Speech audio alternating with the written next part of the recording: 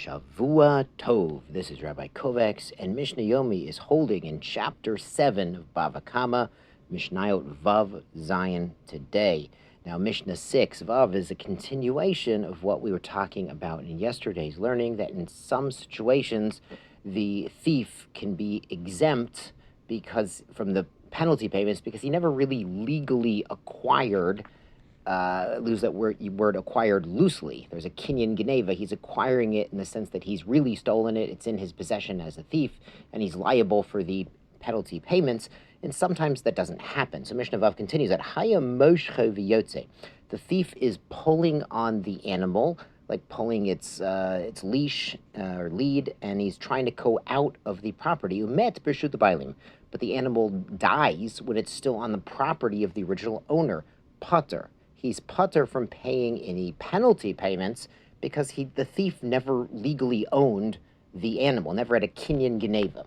Higbio, if he lifted it up, hagba is another kinyan we learned about in Kedushin, oshetzia mishut bailim, or he pulled it out of the property of the original owner, umet, and then it died, chayev. Then he has to pay all of the penalty payments. Now, hagba, we explained over in Kedushin, is a powerful kinyan that can work even in someone else's property.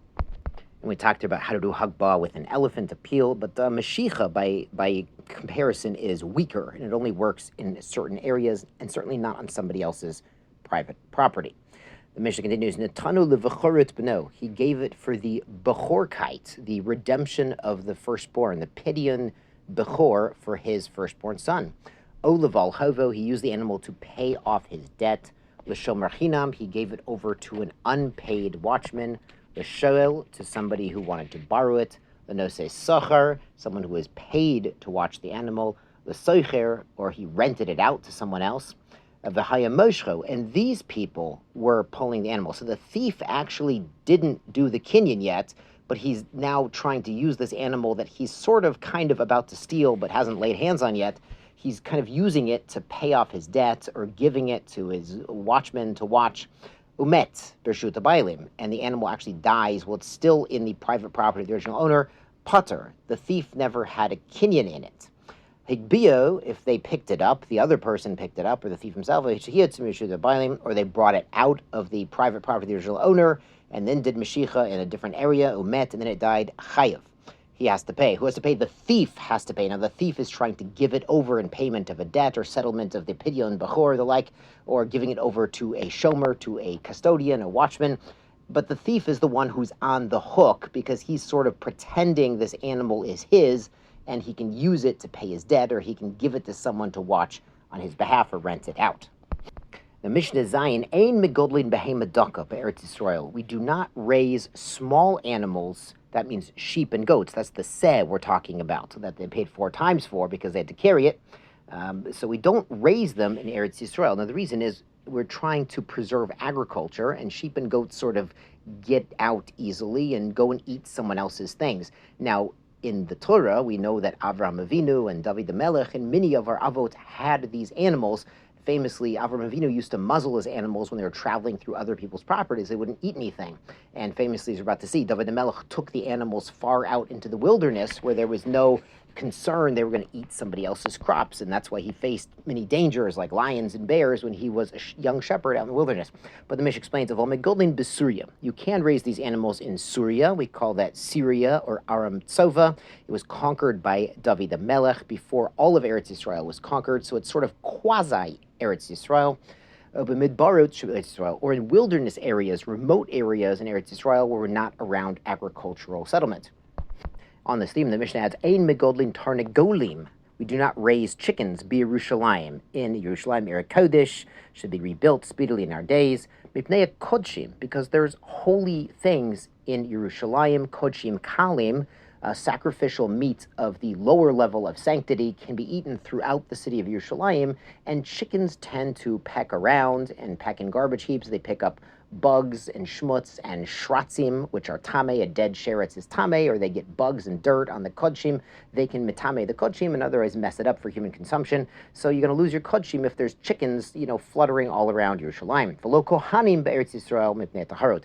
And kohanim should not be chicken farmers throughout Eretz Yisrael because Kohanim are eating challah and truma and the like. And again, the chicken could pick up a dead sheretz and spread the tuma as it hops around to the Kohen's lunch. And then he's out lunch, and it's really a problem to cause tuma, cause ritual impurity to these sacrificial items. Now, you might wonder about the Mishnah in Eduyot, chapter 6, the first Mishnah there, that there was an edus, a testimony that the halacha was a chicken was stoned, was put to death by the court, a chicken was executed in Yerushalayim because it had pecked a baby to death through the soft part of the skull. So somebody had a chicken in Yerushalayim in defiance of this order, and it was executed for murdering a baby. So that's an interesting tidbit. You can surprise your chicken raising friends with that they should be very careful around babies. Now the Mishnah, back in our Mishnah, brings the famous halacha, Ein megodlin chazirim b'kol makom. We do not raise pigs anywhere, not Eretz Yisrael, not Syria, not any Jewish land. Now, in the Gemara, and it actually was mentioned in the Mishnah at the end of Sota, the very second to last Mishnah in Sota, and it's brought in the Gemara, Sota Daf 49. It's also brought here in Bava Kama. I think it's 82b, Daf 82b. The famous story, there was a civil war between the Beit Hashmonaim, the Hasmoneans, the Maccabees were at war, and Hyrcanus was inside Yerushalayim, Aristobulus was on the outside, and the Jews inside would lower money and buy animals for the Karbanot Tzibor, for the Karban Ola, every day, 2 animals. And then some Greek guy who was a wise guy with Greek wisdom said, hey, send them up a pig instead of a seh. And sure enough, the guys outside sent up a pig. The pig, kicked the walls of Yerushalayim. It caused a massive earthquake. It was mevatel the Karban Tamid, and it was a horrible thing. And since that time, they said, listen, we're not going to listen to Greek wisdom, and we're not going to allow pigs anywhere near Eretz Yisrael.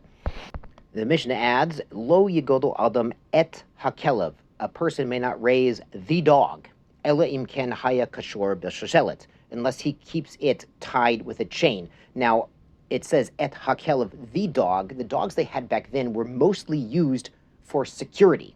They had sheepdogs back then, which could be aggressive, but they also had security dogs to warn them and scare away intruders in foreign nations. So in the Gemara, they actually say, we're talking about if it's near the border and there's a danger that the Plishtim, the Philistines are coming, next to Gaza, it'd be very wise. You could let your dogs out off the chain at night so they can protect you.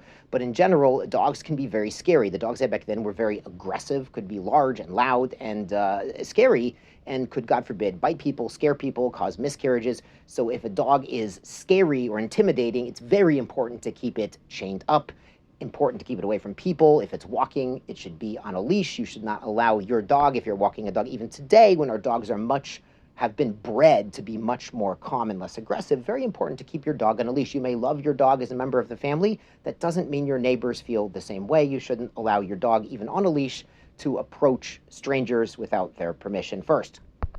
Finally, the Mishnah adds, Ein porsin nishbim liyonim. We do not spread out our nets and our traps for doves or pigeons. Ela im ken haya rahuk min yishuv shloshim ris, unless you are 30 ris or more from the yishuv, from the settled area. That's 4 mil, about 1,000 amot. So it's a pretty large distance. The idea being a dove or a pigeon that's near the settled area probably belongs to someone. So if you want to go trap doves for yourself, you need to go very far afield. Now, if you've been to Judea, there's a place called Beit Guvrin or Maresha, and you can go in these caves where they have the dovecotes or pigeon cotes. They would carve them into the walls, hundreds, thousands of these places for the pigeons to nest because they were food. They were raised as food.